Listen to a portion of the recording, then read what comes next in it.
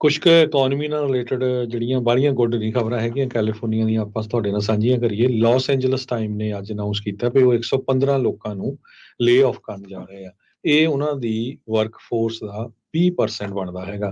142 ਸਾਲ ਪੁਰਾਣੀ Las Angeles time 'ਚ ਪਹਿਲੀ ਵਾਰੀ ਇੰਨੀ ਵੱਡੀ ਸਕੇਲ ਦੇ ਉੱਤੇ ਲੇ ਆਫ ਹੋਈ ਹੈਗੀ ਆ।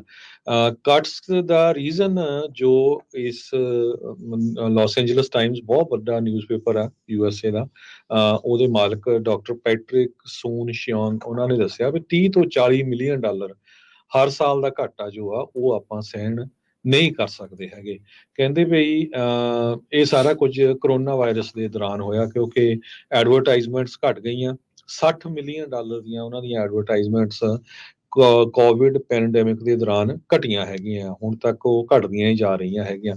ਤੇ ਕਹਿੰਦੇ ਵੀ 500 ਤੋਂ ਵੱਧ ਲੋਕ ਪਿਛਲੀ ਸਮਰ ਤੱਕ ਲਾਸ ਐਂਜਲਸ ਟਾਈਮ ਦੇ ਲਈ ਕੰਮ ਕਰਦੇ ਸੀ।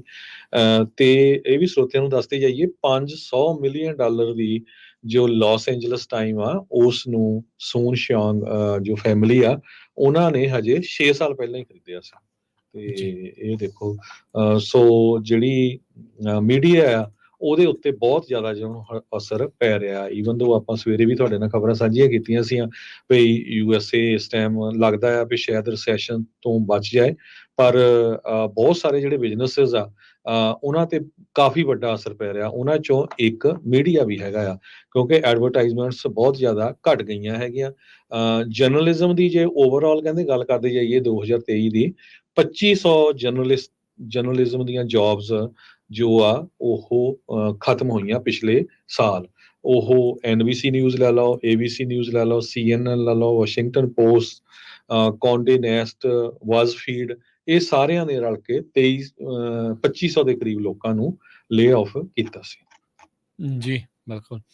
ਅਗਲੀ ਹਰਜੋਤ ਸਿੰਘ ਜੀ ਖਬਰ ਕਰਦੇ ਜਾਈਏ।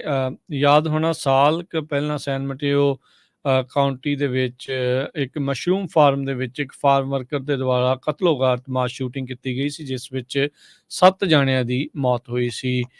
ਚੁਨਲੀ ਜ਼ਾਓ ਨਾਂ ਦਾ ਇਹ ਜਿਹੜਾ ਬੰਦਾ ਸੀਗਾ, ਇਸ ਨੂੰ ਬਾਅਦ 'ਚ ਗ੍ਰਿਫਤਾਰ ਵੀ ਕਰ ਲਿਆ ਗਿਆ ਸੀ। ਹੁਣ ਇਵੈਂਚੁਅਲੀ ਕਹਿੰਦੇ ਆ ਇਸ ਨੂੰ ਗ੍ਰੈਂਡ ਜੂਰੀ ਦੇ ਦੁਆਰਾ ਇੰਡਾਈਟ ਕਰ ਦਿੱਤਾ ਗਿਆ ਹੈਗਾ ਆ। ਸੋ ਇਹ ਫਾਰਮ ਵਰਕਰ ਦੇ ਉੱਤੇ 7 ਜਾਣਿਆਂ ਦੇ ਕਤਲ ਦੇ ਜਿਹੜੇ ਚਾਰਜਿਸ ਆ ਉਹ ਹੁਣ ਲਗਾਏ ਗਏ ਆ। 23 ਜਨਵਰੀ 2023 ਨੂੰ, ਪੂਰਾ 1 ਸਾਲ ਪਹਿਲਾਂ ਜਿਹੜਾ ਇਸ ਨੂੰ ਹੁਣ ਜਿਹੜਾ ਚਾਰਜ ਕੀਤਾ ਸੀ, ਉਹ ਇਨਫੈਕਟ ਜਿਹੜਾ ਆ ਉਹ ਇੰਡਾਈਟ ਹੋ ਚੁੱਕਾ ਆ। ਇਸ ਦੇ ਉੱਤੇ ਜਿਹੜੀ ਚਾਰਜ ਸ਼ੀਟ ਆ ਇਵੈਂਚੁਅਲੀ ਜਿਹੜੀ ਉਹ ਅੱਗੇ ਤੁਰੂਗੀ, ਤੇ ਹੁਣ ਟਰਾਇਲ ਇਵੈਂਚੁਅਲੀ ਇਸ ਦਾ ਹੋ ਸਕਦਾ ਹੈ। ਹਾਫ ਮੂਨ ਬੇ ਦੇ ਵਿੱਚ ਇਹ ਘਟਨਾ ਜਿਹੜੀ ਆ ਉਦੋਂ ਵਾਪਰੀ ਸੀ।